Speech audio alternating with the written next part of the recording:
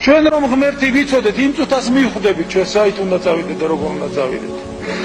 მაგრამ ჩვენ დასაუბედოთ რაღაცას გავაკეთებთ და მე აი რა გავაკეთოთ, საით წავიდეთ, როგორ და ასე შემდეგ და ასე შემდეგ. უნდა ილოცოთ სულ ყველამ რომ ღმერთმა მართლმადიდებელი ადამიანი მოგვიყვანოს. მართლმადიდებელი ადამიანები მოიყვანოს სათავეში. თუ მართლმადიდებელი ადამიანი რომელმაც ღმერთი არ იცის, მოვლენ ისევ დავიღუპებით. ბავშვი აღარ აჩნდება. ბავშვებს ვეღარ აჩენთ ჩვენ. ეს ყველაფერი კიდევ დაიმახსოვროთ, უღმერთოდ არაფერი არ ხდება.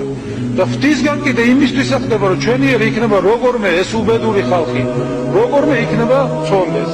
იმიტომ რომ ლოცვა ჩვენ არ გვიყვარს, მარხვა და ქალწულებაზე ხო ლაპარაკი არ არის, სირცხვილი და ჩამორჩენილობა არის, თურმე კევის ღლაჭვა ეკლესიაში ეს რა ქვია, ფუნდამენტალიზმი არის და რაღაც ისეთი მე არ ვიცი რა, ყველა ადაცესი მოგვისპეს და ქართველი ადამიანი იმ ადაცესით იყო ხოლმე დედა და შვილს შორის შეგიძლია რომ შვილმა ეხლა მეხუთე კლასის ბავშვმა უჩივლო დედას რომ დედამ პური აუწია როგორ გაბედა აი ამიხსენით ხალხო რა არის ეს და აი ამას ურას ძახილით და ტაშის ხრით ყველა ხვდებით უი რა კარგია